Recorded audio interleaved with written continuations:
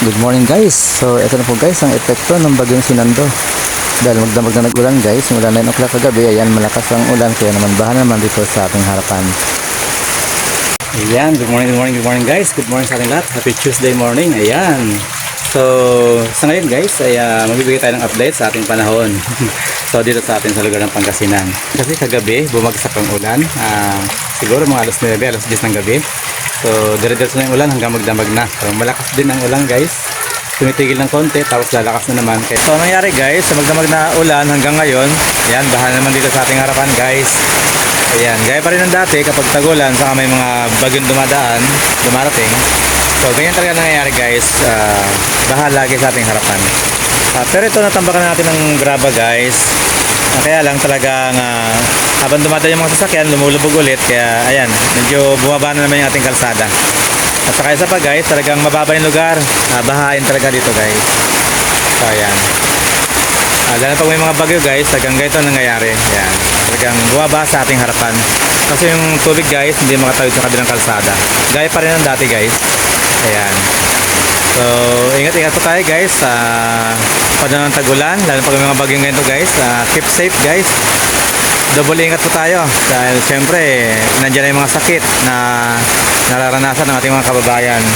Kaya mag-ingat-ingat tayo guys sa mga mababang lugar.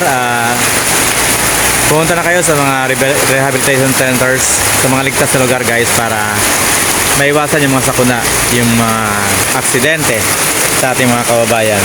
So yan guys, sa harapan ng ating tindahan, baha na naman. Medyo mahina ang benta guys kapag ganito maghapon. Ayan.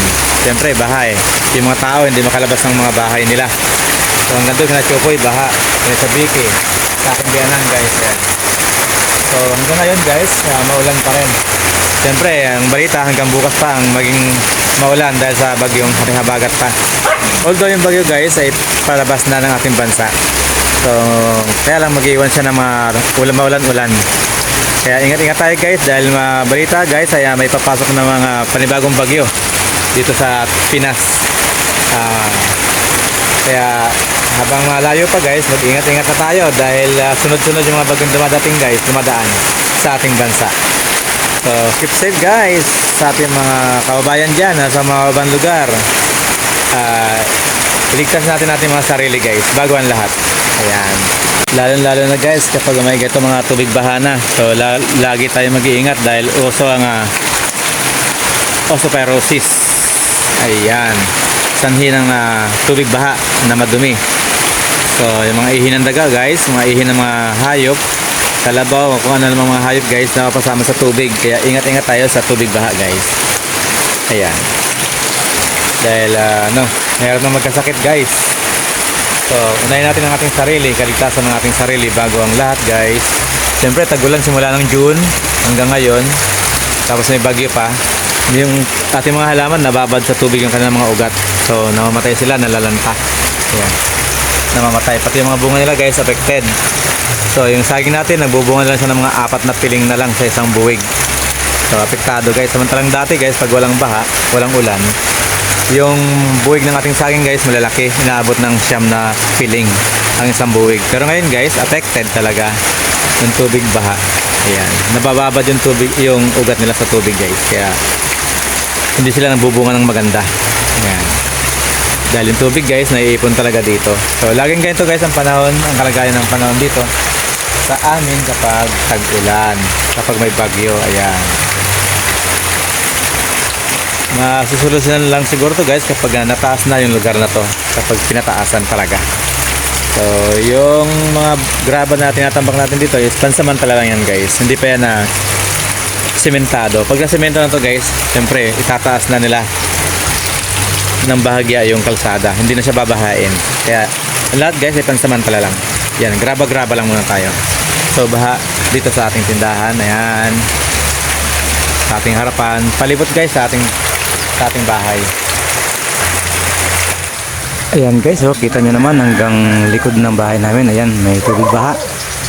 Kasi sa lakas ng ulan magdamag talaga guys. Ayan, ang resulta. Hanggang sa harapan na parin sa ani guys. Ayan, may tubig baha na rin. Nahihirapan yung tricycle nilang lumabas kasi mataas yung tubig. Ayan guys, pati mga halaman ko guys, naapektuhan na rin guys dahil sa tubig baha na yan. Ayan. Hanggang doon sa pinakadulo ng bahay namin sa likod. Ayan guys. So, bahang baha ikot sa aming bahay hanggang ngayon.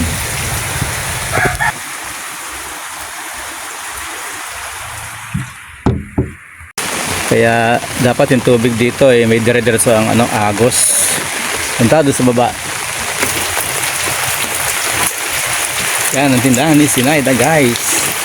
Bahan na sa harapan niya. Ayan.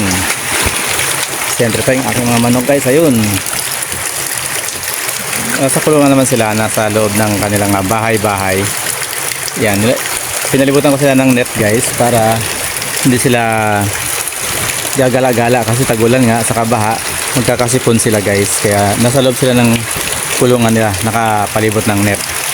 So nandun lang sila sa loob guys. Ayan. Ang alaga akong chicken manok. Yan, may bantay na 2 aso dyan guys. Kaya safety sila dyan. Yan. Yes, ang weather update sa ating lagay ng panahon dito sa ating Pangasinan. So, thank you guys for watching, for the support sa aking channel. And see you in my next video guys. At kung di pa kayo nakasubscribe sa aking channel guys, please do subscribe now. Bye bye. God bless all.